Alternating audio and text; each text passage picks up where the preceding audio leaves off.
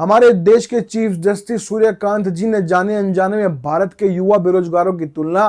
Cockroach से कर डाली थी और इनके इस बयान से आहत होकर अभिजीत दीपके जो कि अमेरिका के अंदर जो है अपनी पढ़ाई पूरी कर रहे हैं, इन्होंने मजे मजे में और सीजेआई के जो बयान है उसके ऊपर तंज कसने के लिए अकाउंट बना डाला। इंस्टाग्राम के ऊपर भी एक पेज बना दिया और उसके साथ ही ट्विटर के ऊपर भी यानी कि एक्स के ऊपर भी एक पेज बना दिया और उस पेज का नाम रख दिया गया कॉकरोच जनता पार्टी। और देखते ही देखते ये पेज वायरल हो गया और 3-4 दिन में इसमें 13-14 मिलियन से ऊपर फॉलोअर्स जुड़ चुके थे। और आज की डेट में बात करें तो इनका ट्विटर हैंडल तो जो है भारतीय सरकार ने बैन करवा दिया है, जिसके ऊपर ये हाई कोर्ट में गए और अभी केस चल रहा है वो। और इसके अलावा इनका इंस्टाग्राम का अकाउंट भी है जिसके ऊपर आज की डेट में 2 करोड़ से ज्यादा सब्सक्राइबर यानी कि फॉलोअर्स मौजूद है, इनसे जुड़े हुए हैं। तो इन्होंने ये बनाया और उसके साथ इन्होंने सबसे पहला मुद्दा जो उठाया वो मुद्दा ये था जो हाल ही में भारत के अंदर नीट का पेपर लीक हुआ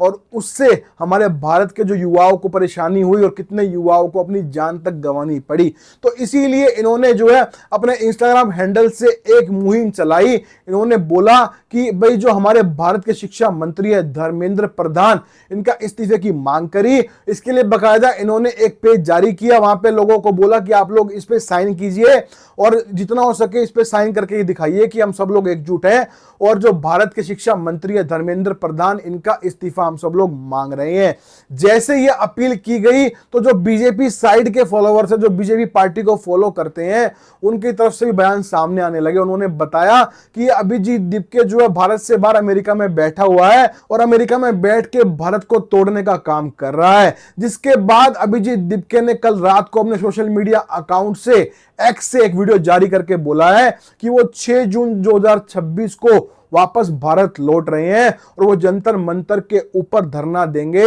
और भारत के शिक्षा मंत्री यानी कि धर्मेंद्र प्रधान के इस्तीफे की मांग करेंगे। अभिजीत दीपके ने साथ में ये भी कहा कि जितना मैं वायरल हो चुका हूं, मुझे यह भी डर है कि कहीं ना कहीं जैसे ही मैं दिल्ली एयरपोर्ट के ऊपर उतरूंगा मुझे वहीं से डिटेन कर लिया जाएगा, वहीं से मुझे पुलिस पकड़ के ले जाएगी। बट अब मैं इस गिरफ्तारी से नहीं डरता और मैं भारत आ रहा हूं और मैं जंतर मंतर के ऊपर धरना दूंगा। अब सवाल उठता है क्या अभिजीत दीपके को जंतर मंतर के ऊपर धरना देने की परमिशन मिलेगी? तो हमें नहीं लगता कि उनको कोई परमिशन मिलने वाली है, क्योंकि पिछले 10 साल से जंतर मंतर के ऊपर भारतीय सरकार ने कोई भी बड़ा धरना नहीं होने दिया है। पहलवानों का धरना आप याद कर लो, जिन पहलवानों ने भारत को बड़े बड़े मेडल दिलाए, सब कुछ किया, उन्हीं पहलवानों को आप याद कीजिए जब वो जंतर मंतर पर जाकर बैठे धरना देने लगे तो किस तरह से उनके ऊपर बल प्रयोग किया गया था, कैसे उनको खींच खींच के वहां से डिटेन किया गया था और पुलिस वैन में भर भर के वहां से ले जाया गया था। वो तो भारत के पहलवान थे जिन्होंने भारत को बड़े बड़े मेडल दिलाए, इंटरनेशनल लेवल के ऊपर भारत का जो है दर्जा मजबूत किया था, बढ़ाया था, उनके साथ ही व्यवहार हुआ था। तो अभिजीत दीपके तो उन पहलवानों के सामने कुछ भी नहीं है, केवल जो है पहले आम आदमी पार्टी में जुड़े हुए थे, उसके बाद आम आदमी पार्टी को छोड़ के अमेरिका चले गए, वहां पे अपनी ग्रेजुएशन की पढ़ाई पूरी करने लगे। अब इन्होंने ऐसे ही कह लीजिए एक तुक्का होता है कि इन्होंने ऐसे ही उस बयान के थ्रू एक जो है पेज बना दिया, वहां से वायरल हो गए और बेरोजगारों का, युवाओं का और सबका इनको सपोर्ट मिला और आज ये जो है एक अच्छा खासा चेहरा उभर कर आए हैं। बट मेरा सवाल वही है कि जब भारत के बड़े बड़े पहलवान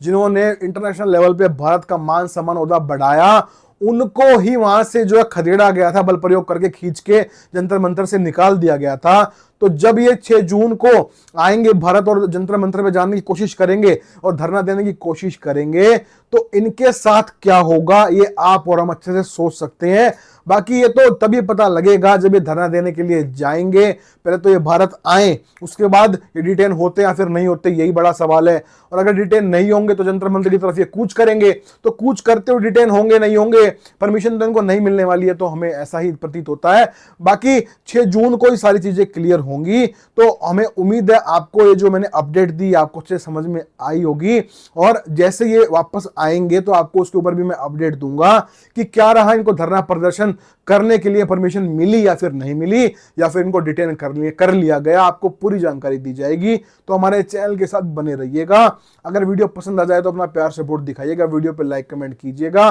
साथ ही चैनल को सब्सक्राइब करके बेल आइकन को प्रेस करके ऑल पे प्रेस कर लीजिएगा। आपके सब्सक्राइब से हमें हिम्मत मिलेगी, हौसला मिलेगा, जिससे हम आपके लिए ऐसी अच्छी वीडियोस और खबरें लाते रहेंगे। तो आज की वीडियो में इतना ही है, मिलते हैं बहुत जल्द नई वीडियो के साथ, तब तक के लिए जय हिंद।